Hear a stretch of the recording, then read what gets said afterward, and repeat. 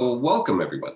Again, I'm James Garcia. I'm the Communications Coordinator for United Cerebral Palsy, which is headquartered in Washington, D.C.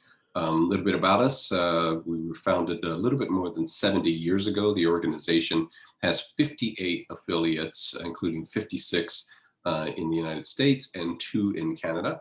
And today we're going to hear from a staff member of one of those affiliates. It's called CP Alberta. Before we get rolling, just a little bit of housekeeping. When you came in from the waiting room and were classified as one of the attendees, right now you're muted and your camera is off.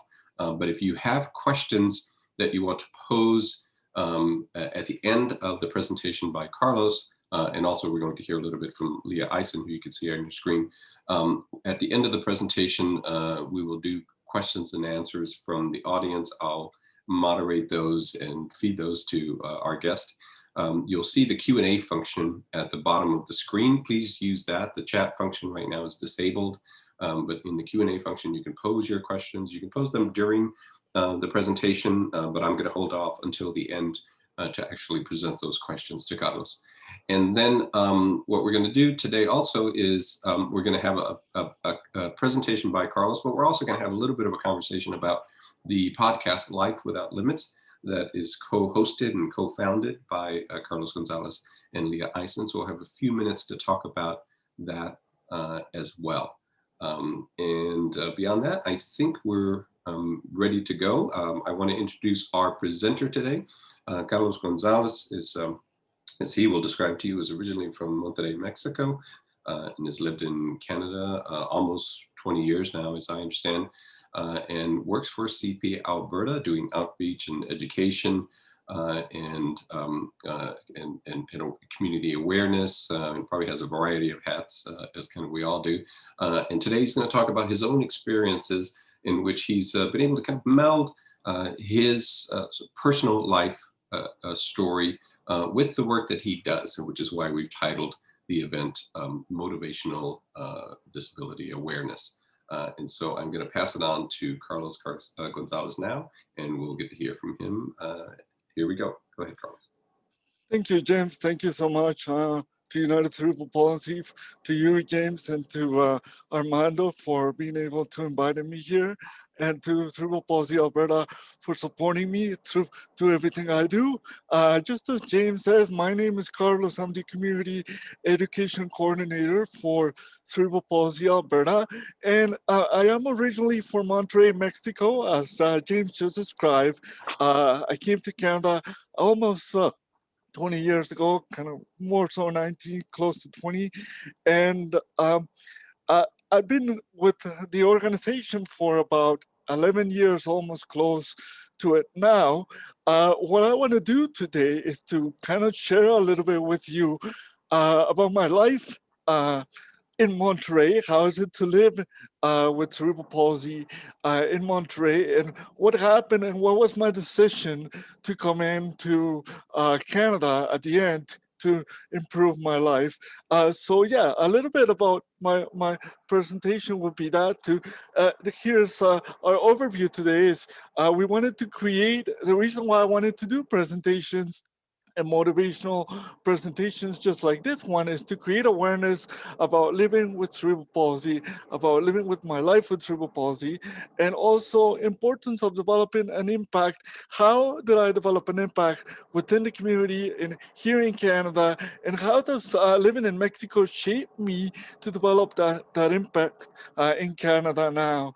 And then how did I added the ingredient of motivational story, and why do I believe that my story, but not only my story, but everyone's in around the world story could be motivational to create awareness about whether it's your life, about any other disabilities, or even about cerebral palsy as well.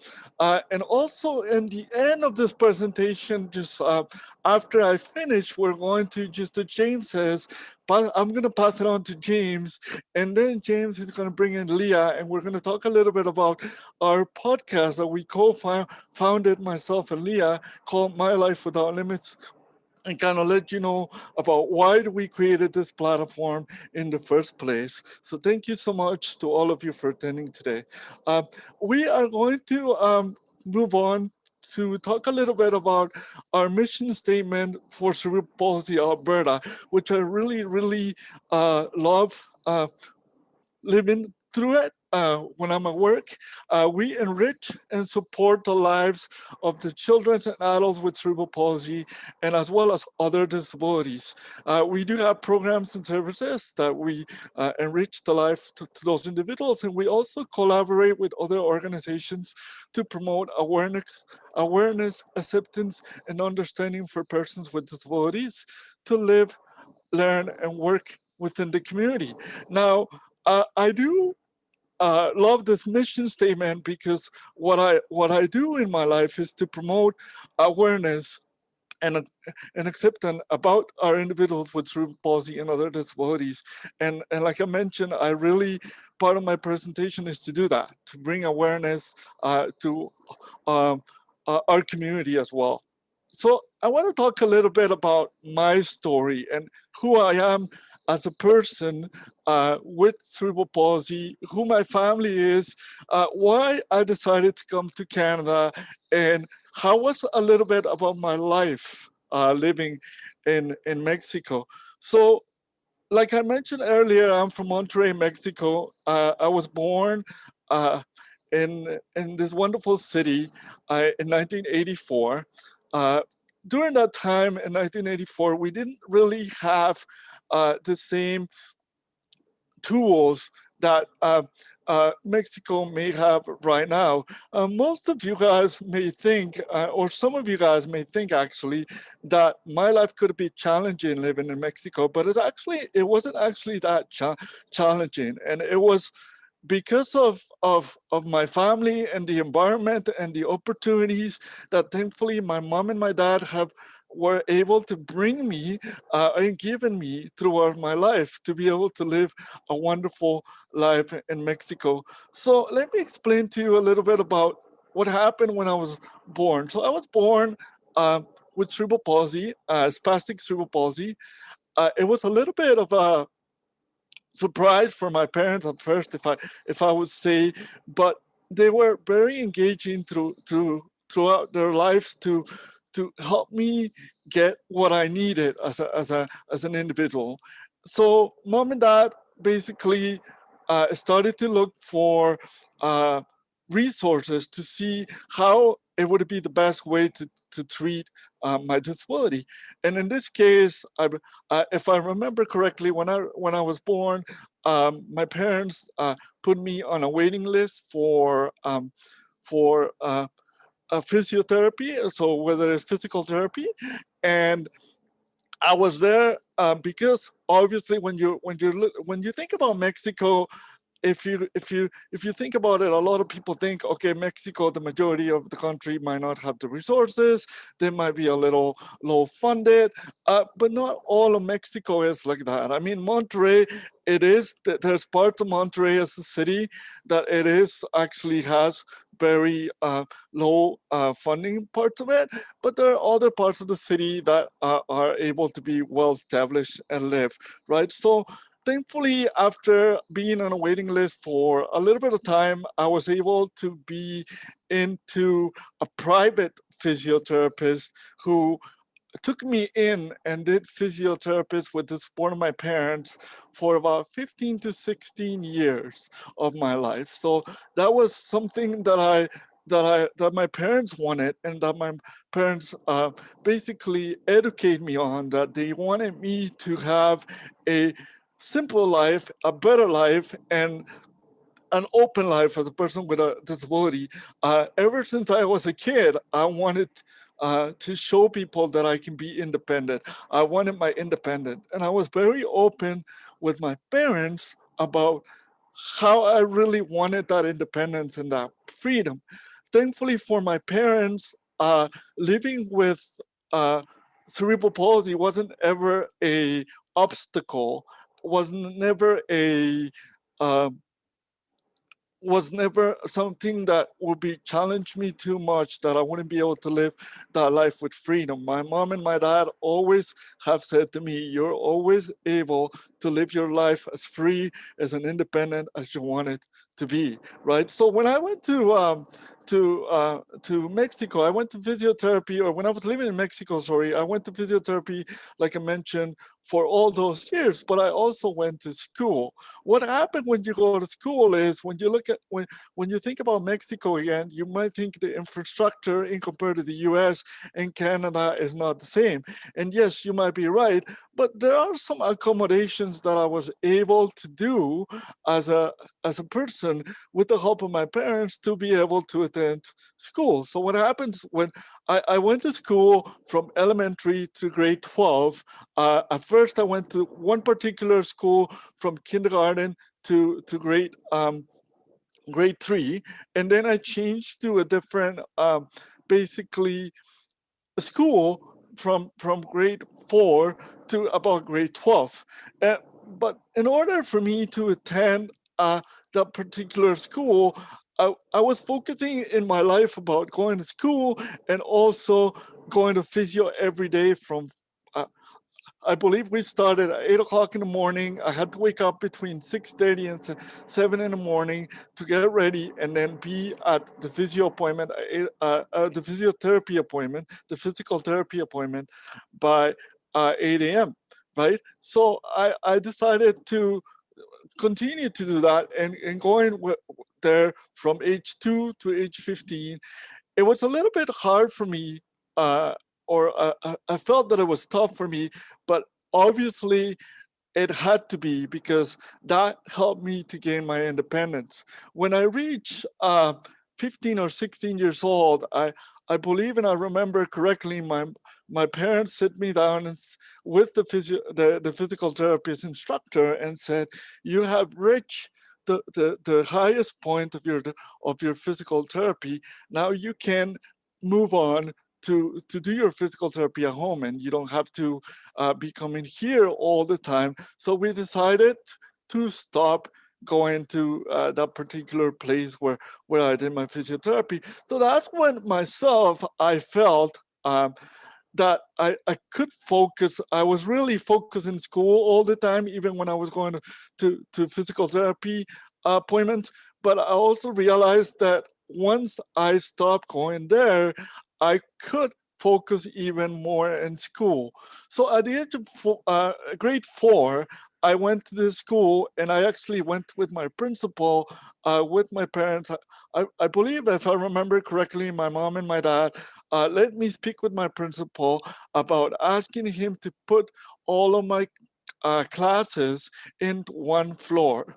So in elementary, all of my classes were in the one floor. So I just had to move from one section to another section in one floor. It was all flat. There was no stairs. But then when I reached junior high, it's the same thing. I spoke to my principal and I asked him, in the same school, but in a different sector, I asked him if I can be in the school and in the flat, in a flat area, to all the classrooms in the same kind of distance, in the same place. And they were very happy about that, to do that. But there was one challenge, one particular classroom, which I don't remember if my parents remember this, but I physically remember when I was in grade 9 that there was one particular lab that had stairs on it and there was no other way to get on it. So all of my friends used to go there at the beginning and I was like, okay, I want to go there too. So I decided to reach out and use my hands to be able to go up the railing, because thankfully I had a railing, and sometimes with one hand pull up my walker by myself, or sometimes I had friends, or the majority of the time I have friends who helped me bring my walker at the beginning with me. And in the one picture that you can see on this story, you can see my dad on the one picture with me, and then the other one is my family with that little walker. I do remember my dad fixing up that walker and making it smaller and shaping it up. That was probably way a little bit before I started to walk with crutches, which is what I walk today.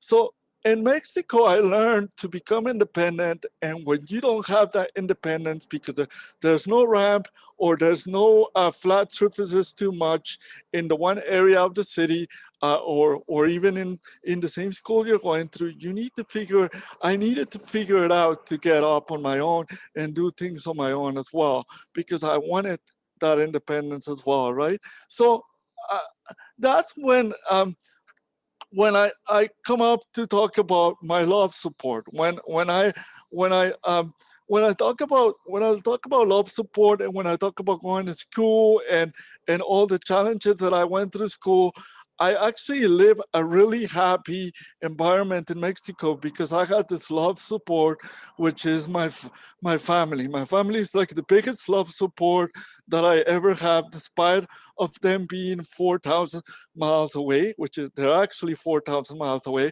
So despite of them being 4,000 miles away, living in Mexico right now, I still have that love support from when I was living in Mexico until I did my transition to Canada.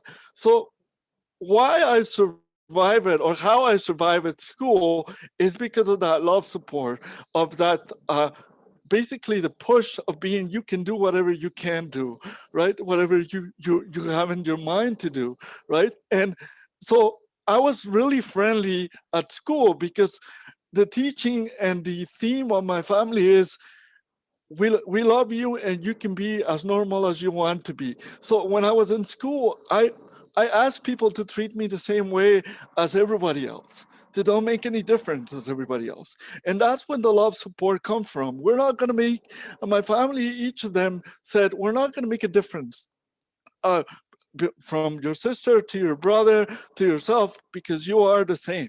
You are, for us, you are the same, right? And as you can see on the picture, there's a picture with a big family. That's the way we are every time we are together. We do have sometimes discussions of the family, and maybe there's some heated discussions, but they're not that often. Every family has it, but most of the time, you will see us like this in this picture, always enjoying, always laughing with each other, laughing of our own jokes too, laughing about my own disability. I laugh at my own disability all the time. Just to clarify, I don't make fun of other people's disabilities. I just laugh at my own disability because that's what I thought. If you're going to enjoy yourself, laugh at yourself, enjoy yourself, and don't take it up too hard in yourself, right? So that's the way you see us.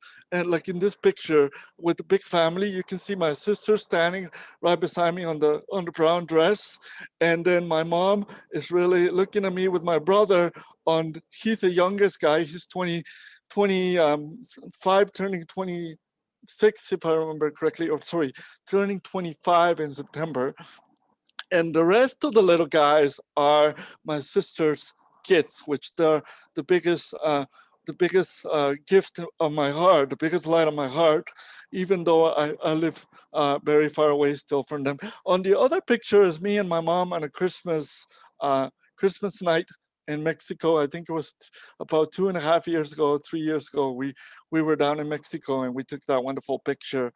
But this is how I call this slide my love support, because they teach me that big support as well. So what also my family teach me was overcoming those barriers. So with that love support, they teach me to achieve my goals, to conquer my fears, because they realize that, or I knew as a guy with a disability, that I might have some fears, and everyone else in this talk today, whoever's watching me today, have fears too.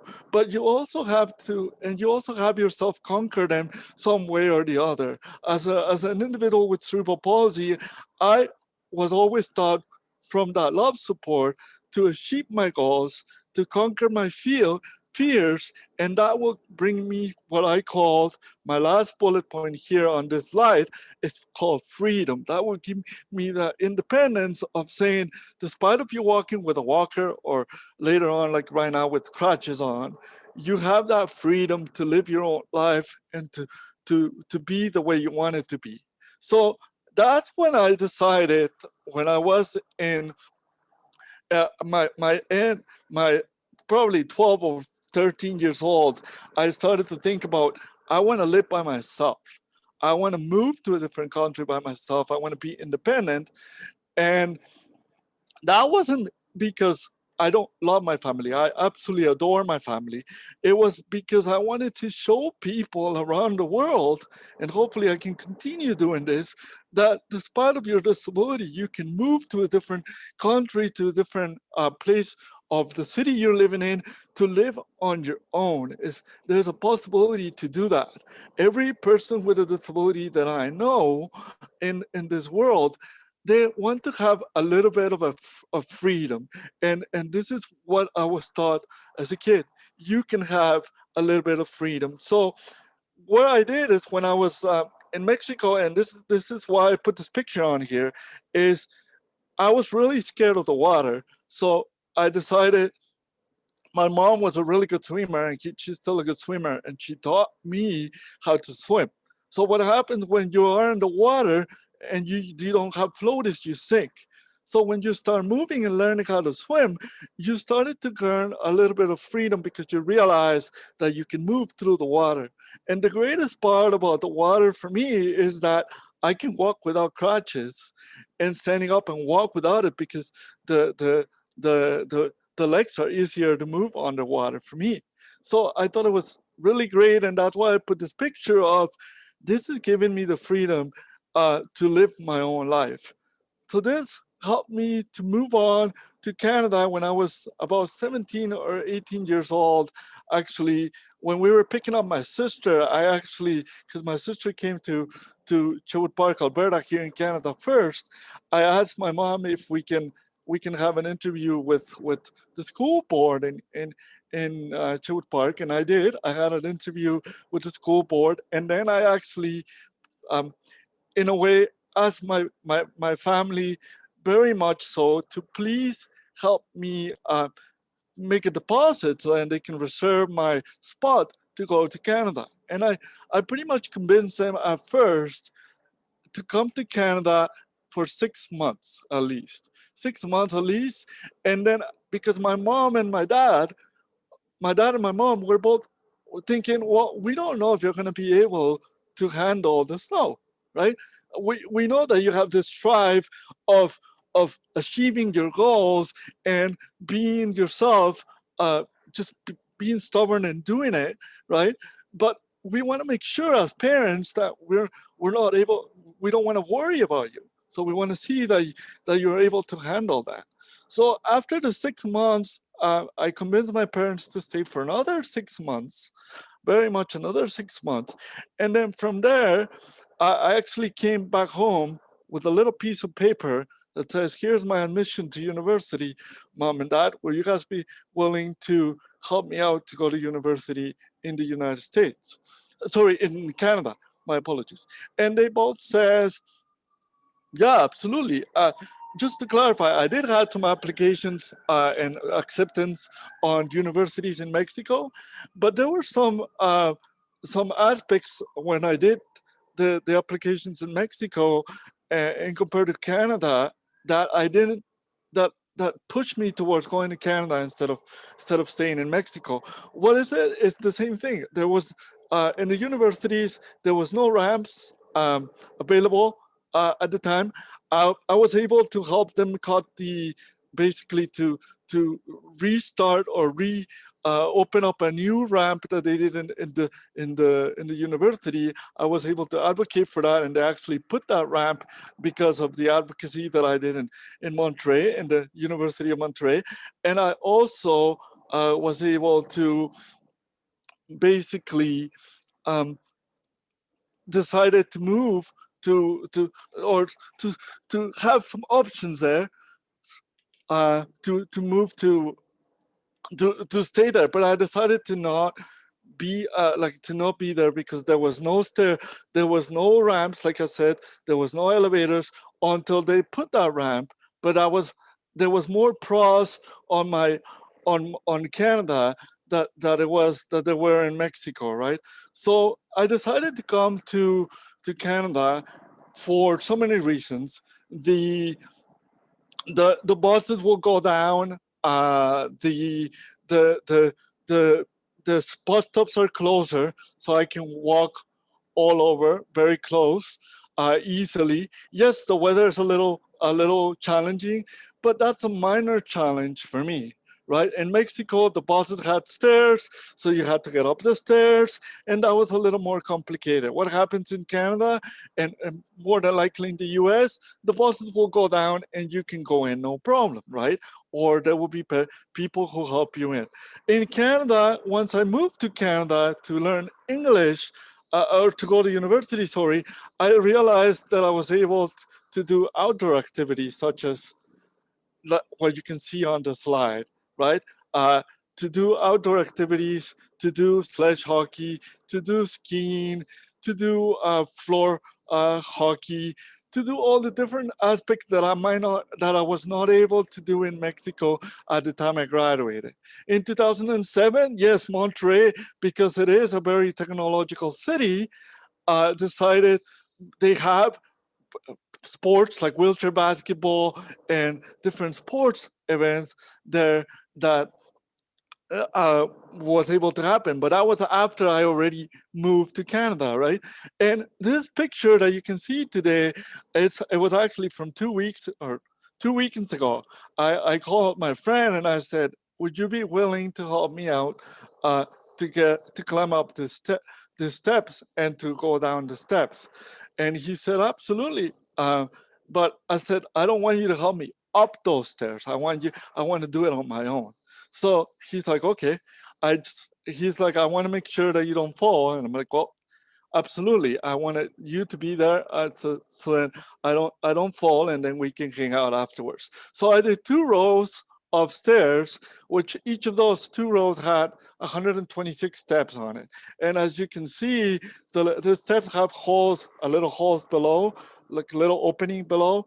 And it was a little challenging that I thought so, but it wasn't actually that bad. I still have some blisters in my hand from that, but that's okay. I end up doing 252 steps, which it was another challenge completed for myself, right? It was another big challenge completed for myself.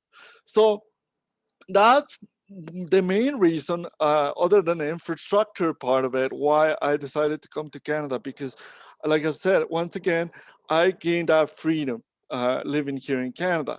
Now, what's the benefit or why I wanted to do presentations like this one, like today, is because I realized that there's stories out there who you're going to be able to see on a maybe weekly basis, daily basis, of so many people achieving their goals and having a disability, or maybe 2 or a mix of a disability, right? But I wanted to make sure that I show people not only what my story is, but once again, to remind people that their stories can be as huge as mine could be.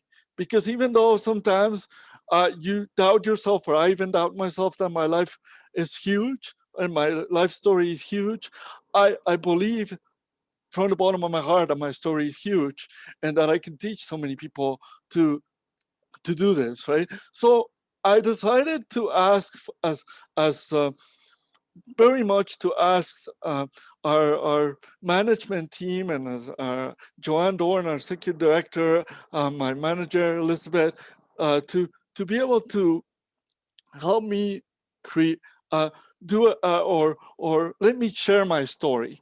And this is what happened, that I love sharing this story and creating awareness and presentations uh, um, for educational institution, for awareness in businesses, and helping people have a better understanding about disability community, right? That's why I wanted to create these presentations, to help people understand that better our disability, our cerebral palsy disability, and to have that awareness for businesses as well, right?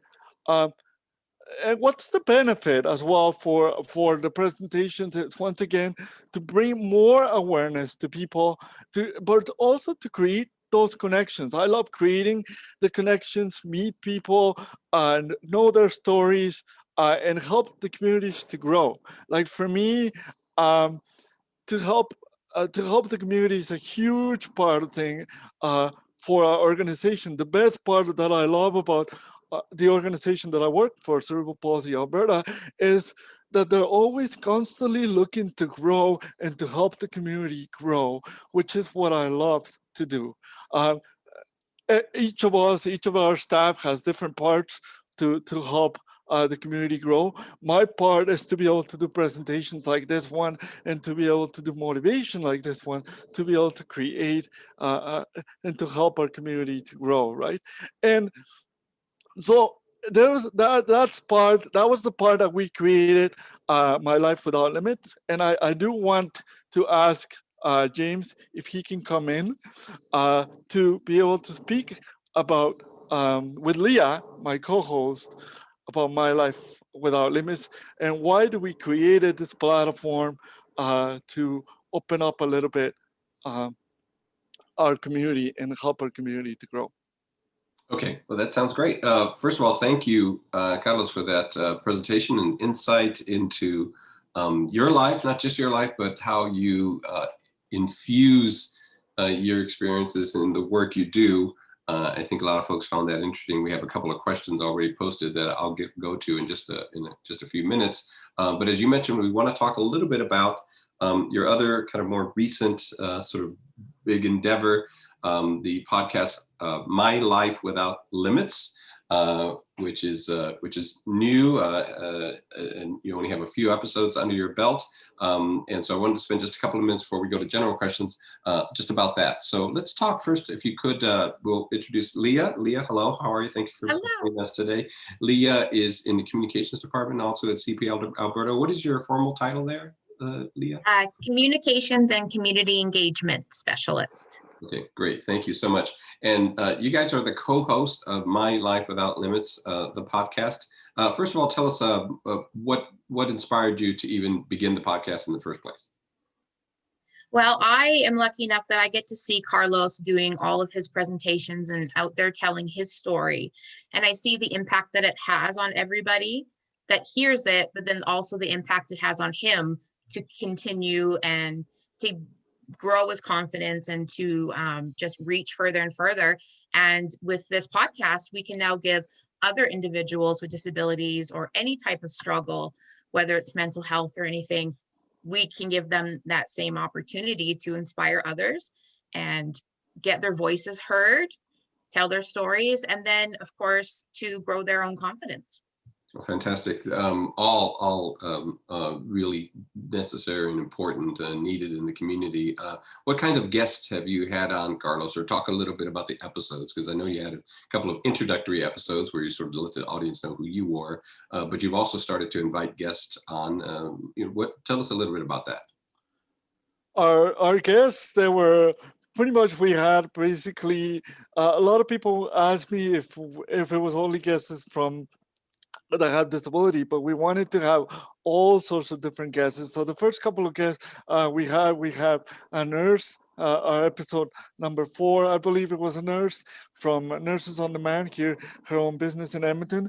And we also have another gentleman that just, the episode just came out pretty much, I think it was last Tuesday, if I remember correctly, came out from a gentleman who, because of the situation that we're living in with COVID, he started to do an art business, which is called Six Wheel Painting Co-op. His name is David Gudo. He has cerebral palsy. So he was able to share an amazing story. And that's what we wanted, to bring a lot of our guests to share their challenges and their opportunities that they have had in their life to grow as individuals. So it seems like, I mean, obviously a major goal of any organization like CP Alberta or United Cerebral Palsy, the national network, or any of our member groups or disability advocacy groups, the singular, perhaps objective, aside from providing services and sometimes training, is to just find a way to ensure that if someone has a disability, that they are fully incorporated as citizens and participants in everyday society. I mean, that's ultimately the goal, right? Is that in many ways what you're trying to achieve as well with your program, with My Life Without Limits? Yes, absolutely. We wanted to show people that they are able to achieve whatever they have in their minds too, because mostly living in the situation with COVID here, people might have they might feel like their dreams are not being able to be accomplished. But we wanted to make sure to let them know that their stories are amazing and that they're going to have an impact in the community regardless of what they're doing, and as long as they work hard at it. And most or all the people that we have actually brought, they have actually have had an amazing experience, and they're so hard workers that they can show it in the community, which is very awesome for us, very awesome to see. Leah, aside from what perhaps in colloquial terms is described as kind of visible disabilities, there are countless invisible disabilities, right? And just heard a discussion yesterday, a lengthy discussion about the growth in mental illness as a result of COVID and the isolation, and particularly among young people. And there's a whole group of people now who are called COVID long haulers, probably numbering into the millions and maybe around the world into the tens of millions of people who are having symptoms as a result of having lived through COVID and survived it, right? And that the conversation is that they will become sort of almost a new class of people with disabilities, because it's something very brand new. What about those invisible disabilities? I mean, is that going to be part of your program as well as you're bringing on guests and talking to folks? Absolutely. And we have talked a little bit about mental health. Actually in the picture on the slide there, my daughter is standing there next to Carlos, and she deals with anxiety. So we do talk a lot about that. And through Cerebral Palsy Alberta, we've been doing a big social media campaign about anxiety in kids, because they are feeling it right now. And actually our next guest that will be coming out, her name is Emily Vilsack, and she recently wrote an article. She has cerebral palsy, but it's very mild. And if she didn't tell you, you probably wouldn't notice it. And she does talk about how she didn't put it out there for the longest time. And, but what it's like now having, just coming out and telling people about her disability, and how she feels like she has that privilege of being able to hide it, but at the same time, she's recognized as not being disabled enough when it comes to looking for services, but then she's also not able enough for certain things, around the world. But so Yeah, it's very interesting. you raise a really good point in that someone may be dealing with one particular developmental disability, one individual disability, but the degree that a person is experiencing that is not the same for everyone. Not everyone is dealing with the same physical conditions or responses or intellectual responses, right? It could be mild and almost indetectable, and it may be something that's much more visible and much more aware. What are your thoughts on that, Carlos? I mean, in terms of is that something when you do your presentations, do you discuss that, the idea that not everyone who has cerebral palsy is in exactly the same shape, if you will? Oh yeah, I absolutely discuss it all the time, because a lot of people are very much not confused, but they very much don't know that every person with a disability has different challenges. So not every person is the same. So whatever I'm going through, another person who has a disability might not go through. Like Leah spoke about our guest who we recently recorded that it will come out soon. She basically has cerebral palsy, but if she hides it, you wouldn't be able to see it. And we spoke about the challenges she get in compared to the challenges I have. They're completely different, but we're both have cerebral palsy as well, but they're completely different challenges, and they're affected in a very, very different way. Yeah, and then I suppose the broader issue in many ways, which has kind of been exacerbated by COVID, is that until more recent decades, when there's been some efforts to accommodate people with disabilities, particularly physical disabilities, and you mentioned, Carlos, during your presentation, ramps or not having ramps, or elevators versus not having elevators. Until those accommodations began to be made, people with physical disabilities that impaired them from moving around were stuck at home or stuck away from everyone else. And that's begun to change.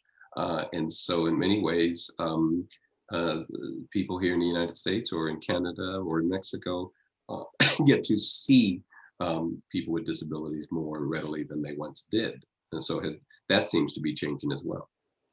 Yeah, absolutely. And I saw an article the other day about a girl with disabilities who says she doesn't want it to go back to normal when this is all over, because she did find that things are becoming more accessible for her.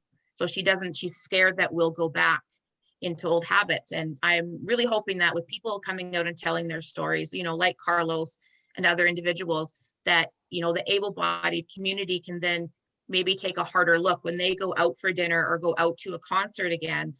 Maybe look around and see how easy it is for you, but look a little bit harder at what we could do to make it easier for other individuals. Mm-hmm. And before we started today's presentation, we were talking a little bit about Zoom, for instance, and virtual conferences and virtual meetings, and how some of this is probably going to stick around now as things return to quote unquote normal.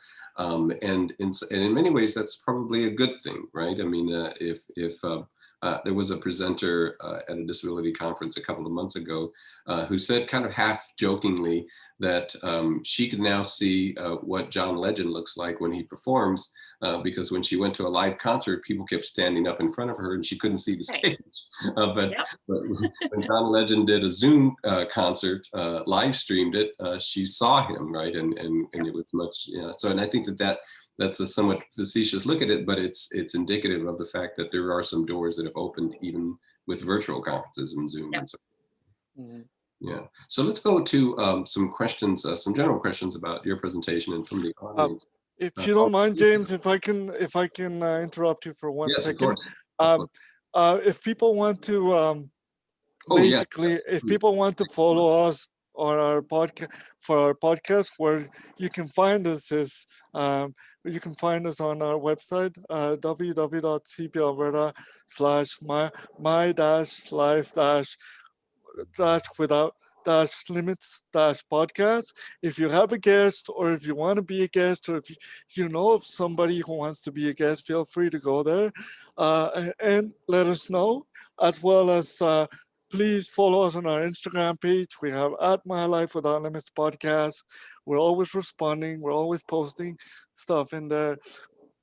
Leah mostly is the one that does the whole social media stuff. So between me and her, we'll be following our like your comments on our Instagram page or on our website.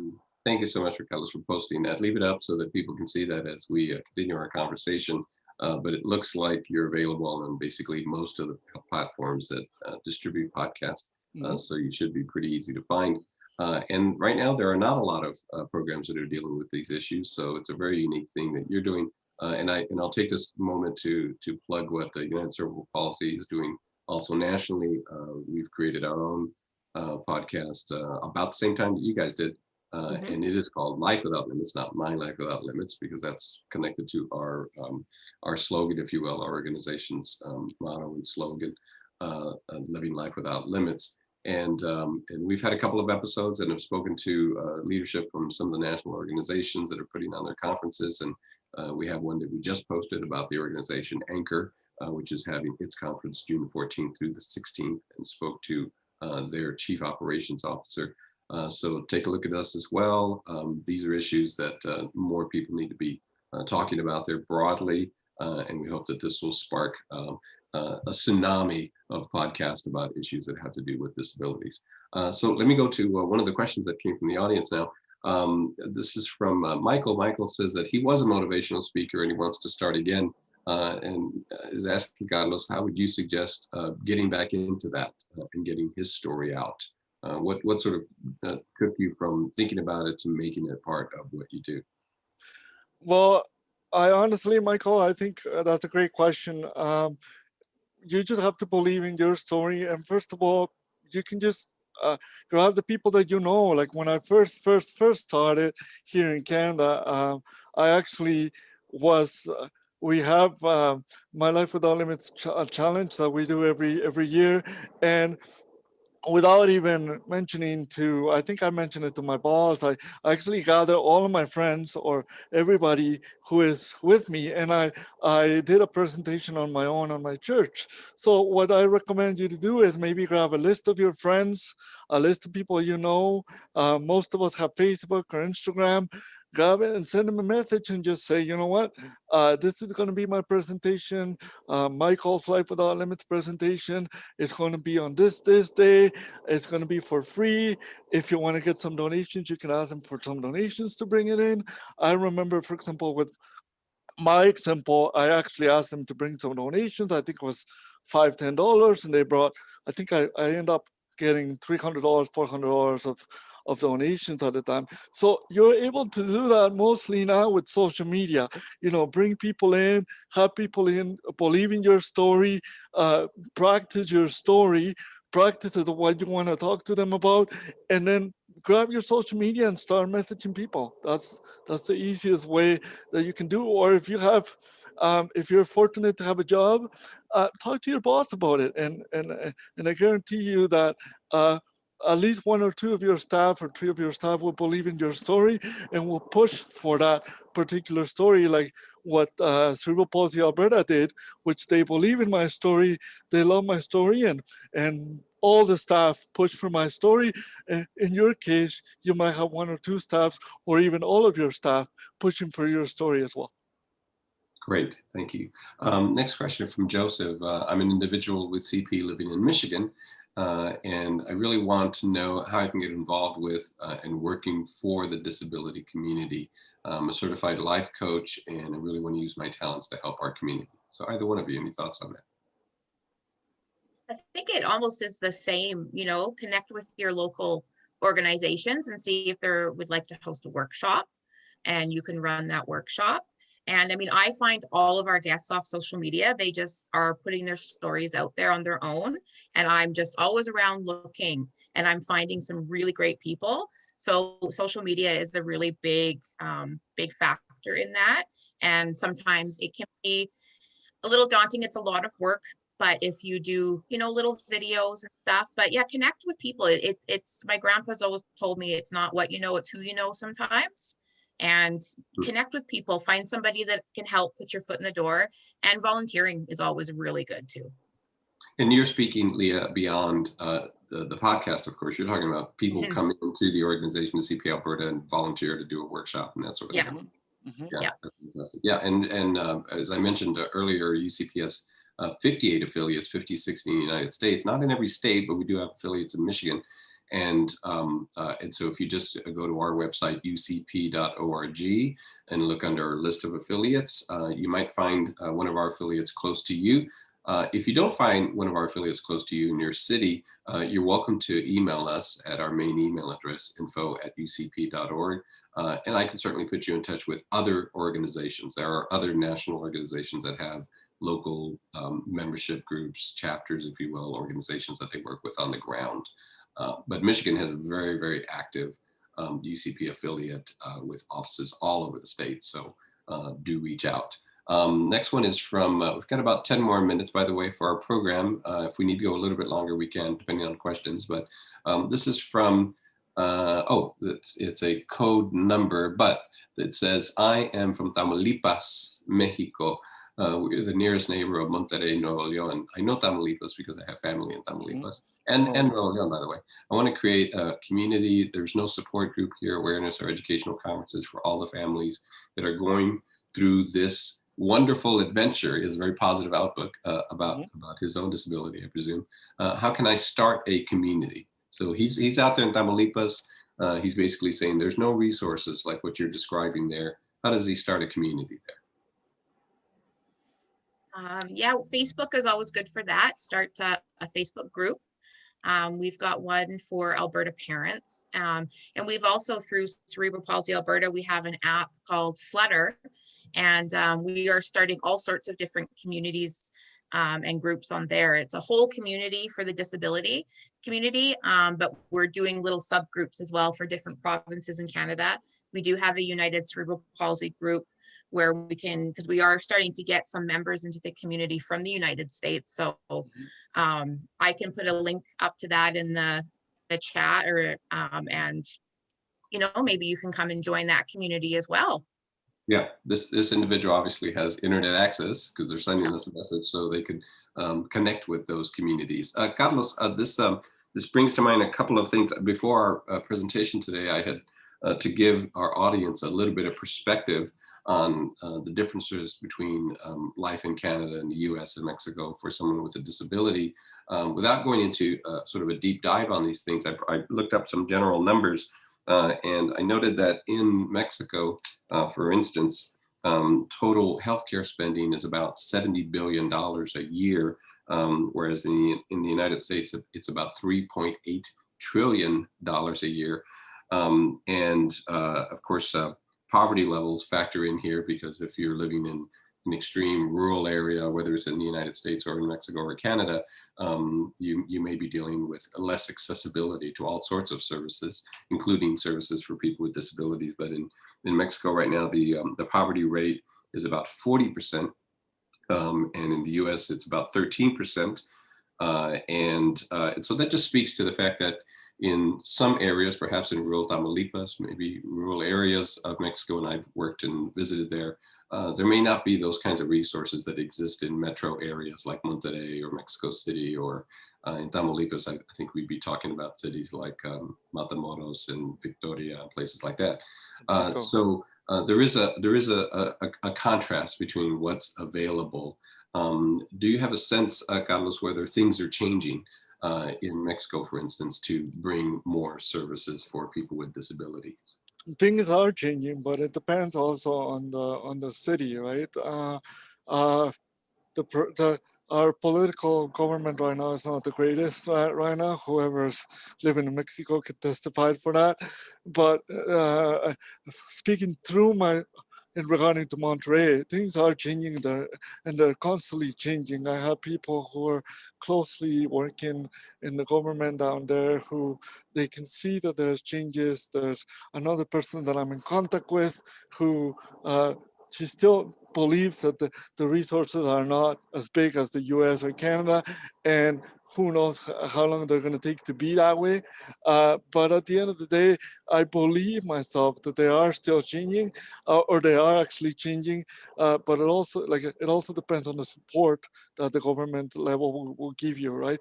For instance, Tamaulipas doesn't have the same support as Monterrey does, and in my opinion, some cities do. But I wouldn't be able to let you know if those cities in Tamaulipas have working on it, because I don't see personally that much of a change in compared to Monterrey.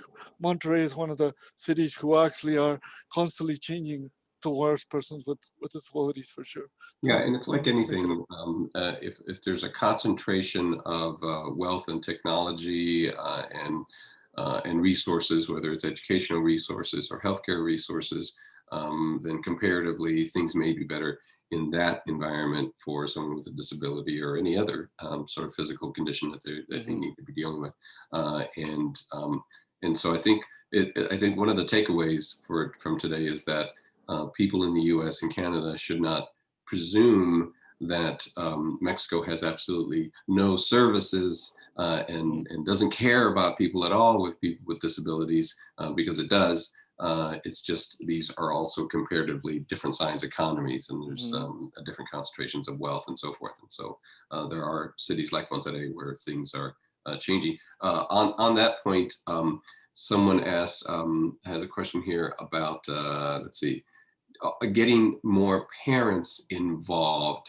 How do we inform and get more parental involvement with their children and children's well-being? You talked a lot about your parents and the role that they played in your own experience. How do we get more parents involved in these issues? You know, one of the biggest thing that my mom keeps reminding me of is that she wishes, or my mom and my dad, they wish that they would have a love support, like a support system of more parents at the time I was born, because she didn't have that particular support, not because she didn't want to get it, but because there was not that many parents out there who had persons with disabilities out there. But nowadays, if you have a person with a disability in your family, what I would suggest is there's always, or there's some institutions out there, wherever you live in the world, that are focusing on those individuals with the disability, that you can contact them and they will have the resources. For example, Cerebral Palsy Alberta has a parent support group where a lot of parents will come together, and each of those parents have children with different disabilities as well. So in wherever you are in the world, whether you're in Mexico, whether you're in the US, there has to be an institution or an organization that could be able to help you, connect you with those parents, right? And if they don't, if you are, if you now know who United Cerebral Palsy is in the US, so you can contact probably James or the CEO, and they more than likely will have parents who have children with disabilities. I believe as well, managers in the UCP, one or two managers have an individual or know somebody who has cerebral palsy that would be able to help you out as well. Yeah, reach out. If you have access to the internet and can find the organizations in your area, reach out. The search functions on the search engines are getting better and better and better, and you can literally include things like disability services near me, and find organizations and start by volunteering if you have to, and forming your own groups. I think that's just vitally important. Someone says a quick comment here, and we'll probably wrap up in about 5 minutes or so. She says, I have a disability. It is not comfortable, at least for me, to label folks as minimally disabled, etc.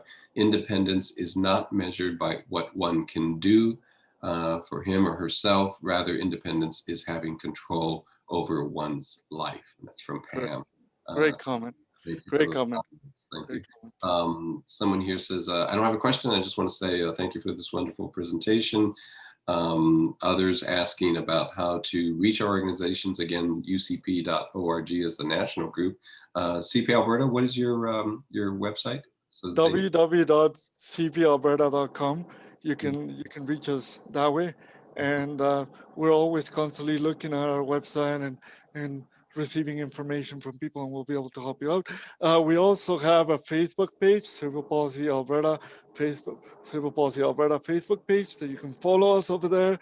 And actually, Leah will be actually looking at your wonderful comments and passing it on to our specific staff if you have the need.